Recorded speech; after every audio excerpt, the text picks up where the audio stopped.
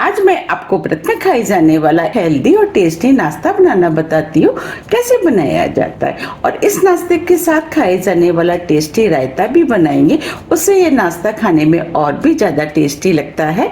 तो चलिए बनाना शुरू करते हैं।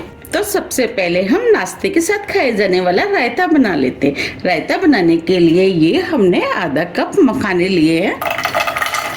अब इन मखानों को स्लो मीडियम फ्लेम पे लगातार चलाते हुए क्रिस्पी होने तक भून लेते हैं। अब ये मखाने भी भुन गए हैं। अब इन्हें हम चेक कर लेते हैं। इसमें से एक मखाना ले लेते हैं। देखिए हम मखाने को तोड़ रहे हैं तो ये इजीली टूट रहा है, इसका मतलब ये क्रिस्पी हो गया है। अब फ्लेम को ऑफ कर देते हैं। अब मखानों को इस प्लेट में निकाल लेते हैं और मखानों को ठंडा होने देते हैं। जब तक मखाने ठंडे हो रहे हैं हम रायते की तैयारी कर लेते हैं। रायता बनाने के लिए ये हमने 1 कप दही लिया है। अब दही को हम इस तरीके से अच्छे से फेंट लेते हैं। ये हमने दही को अच्छे से फेंट लिया है। अब रायते में हम मसाले ऐड करेंगे। मसाले में आधी टीस्पून जीरा पाउडर, 1/4 टीस्पून काली मिर्च, 1/4 टीस्पून पुदीने का पाउडर, 1/4 टीस्पून सेंधा नमक। नमक आप अपने टेस्ट के अनुसार थोड़ा सा कम या ज्यादा भी कर सकते हैं। अब इसके अंदर 1 हरी मिर्च डाल देते हैं, थोड़ा सा हरा धनिया। अब जो हमने मखाने भुने थे वो भी डाल देते हैं।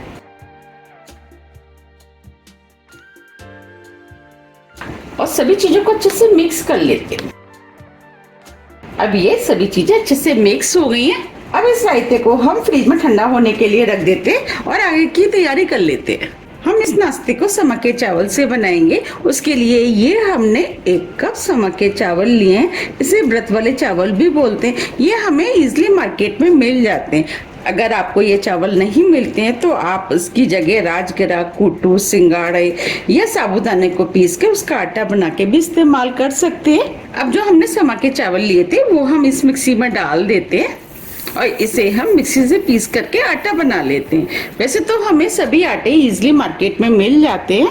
ये हमने चावलों को मिक्सी से महीन पीस लिया है। अब मैं आपको दिखा भी देती हूँ। देखिए हमें इस टाइप का महीन पिसा हुआ चावल चाहिए। चलिए अब नाश्ता बना लेते हैं। उसके लिए ये हमने 2 मीडियम साइज के बॉयल आलू लिए हैं। अब इन आलूओं को हम इस तरीके से ग्रेटर से ग्रेट कर लेते हैं। अब दूसरे वाले आलू को भी ग्रेट कर लेते हैं। ये दोनों ही आलूओं को हमने ग्रेट कर लिया है। अब इस नाश्ते को टेस्टी बनाने के लिए इसके अंदर कुछ मसालों का इस्तेमाल करेंगे। मसाले में आधी टीस्पून जीरा, 1/4 टीस्पून काली मिर्च जिसे हमने पीस लिया है, 1 हरी मिर्च, आधा इंच अदरक का टुकड़ा जिसे कद्दूकस कर लिया है। ये हमने 1 लाल मिर्च लिया जिसे छोटे पीस में काट लिया है, इसे भी डाल देते हैं। इससे नाश्ते में कलर अच्छा आएगा। अब जो भी चीज व्रत में नहीं खाते हैं आप उसके बिना भी इस नाश्ते को बना सकते हैं। अब जो हमने समा के चावल का आटा पीसा था वो डाल देते हैं। नमक टेस्ट के अनुसार। अब इसके अंदर थोड़ा सा हरा धनिया डाल देते हैं और सभी चीजों को हाथ से अच्छे से मिक्स कर लेते हैं। अब ये सभी चीजें अच्छे से मिक्स हो गई हैं। अब इसके अंदर हम थोड़ा सा पानी डालेंगे और इसका डो बना लेते हैं। पानी थोड़ा थोड़ा करके ही डालेंगे जिससे कि ज्यादा ना हो जाए। हम इसका डो बिल्कुल उसी तरीके से बनाएंगे जैसे हम चपातियों का बनाते हैं। ये हमने डो बना लिया, बस हमें इसी टाइप का डो चाहिए। अब इस डो को ढक देते हैं और 10 मिनट के लिए सेट होने देते हैं। जब तक ये डो सेट हो रहा है हम रायता देख लेते हैं। अब ये रायता भी ठंडा हो गया है। अब इस रायते को ठंडा ठंडा सर्व कर लेते हैं। ये रायता खाने में बहुत ही ज्यादा टेस्टी लगता है, तो आप इस रायते को एक बार जरूर ट्राई कीजिएगा। आपको भी ये बहुत ज्यादा पसंद आएगा। मैंने अपने चैनल पर काफी तरह की व्रत की रेसिपियां डाली हुई हैं, उनको काफी पसंद भी किया गया है। आप मेरे चैनल पर सभी रेसिपियों को देख सकते हैं।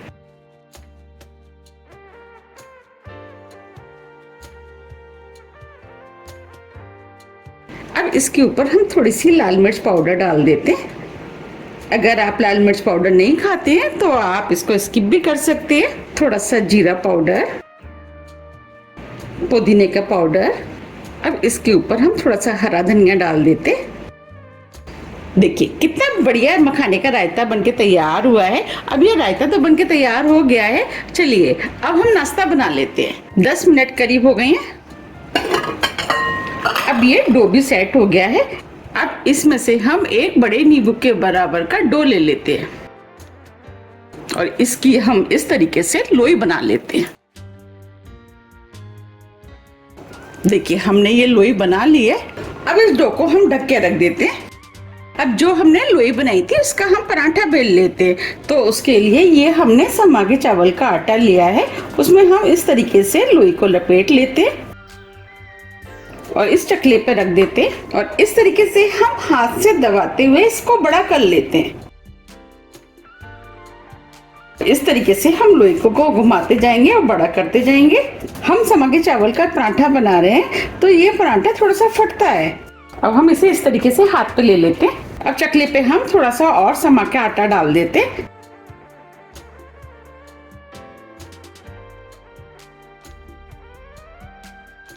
और थोड़ा सा ऊपर से भी, और इस तरीके से हम फैला देते हैं। और आप चाहते इस पराठे को हल्के हाथों से इस तरीके से भी बेल सकते हैं।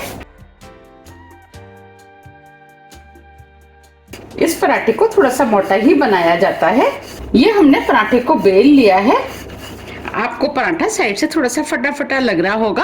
आप चाहे तो इस पराठे को इस तरीके से भी सेक सकते हैं। अगर आपको पराठे को एक सा बनाना है तो आप इस तरीके का कोई भी एक डिब्बा ले लें और इस डिब्बे को इस पराठे के ऊपर रख दें और हल्के हाथों से दबा देते हैं और साइड में जितना भी आटा है उसे हम इस तरीके से निकाल लेते हैं।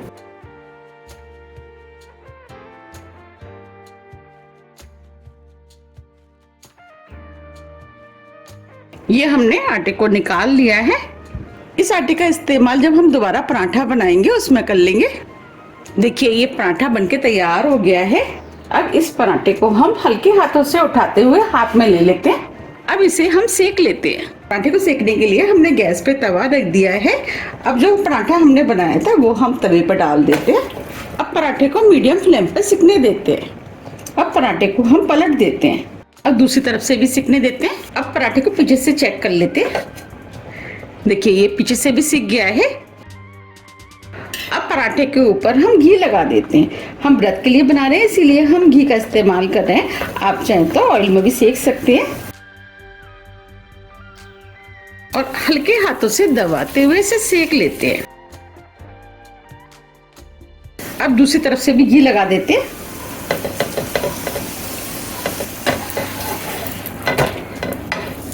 दूसरी तरफ से भी हम दबाते हुए इसे सेक लेते। अब ये पराठा दोनों तरफ से सिक गया है। इसे हम प्लेट में निकाल लेते हैं। देखिए कितना बढ़िया सिका है। इस तरीके से हम और भी सेक लेंगे। अब ये पराठा भी दोनों तरफ से सिक गया है।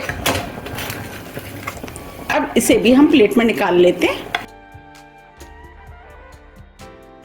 आप देख पा रहे कितने बढ़िया पराठे बनके तैयार हुए हैं। इस तरीके से हम और भी पराठे बना लेंगे।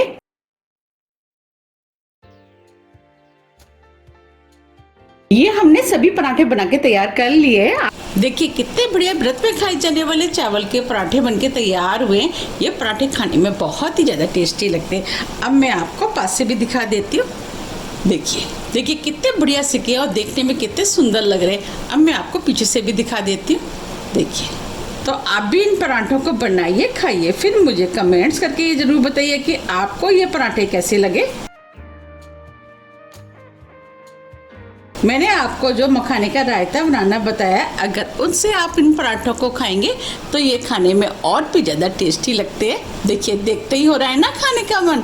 तो आप भी इसे बनाइए, खाइए, फिर मुझे कमेंट्स करके ये ज़रूर बताइए कि आपको ये कैसे लगे। मुझे उम्मीद है कि ये आपको बहुत ज़्यादा पसंद आएंगे। अगर आपको मेरी रेसिपी थोड़ी भी पसंद आती है तो रेसिपी को लाइक कीजिए, चैनल को सब्सक्राइब कीजिए और ज़्यादा से ज़्यादा शेयर कीजिए। अब हम फिर मिलते हैं इसी तरह की टेस्टी रेसिपी के साथ। जब तक के लिए नमस्कार।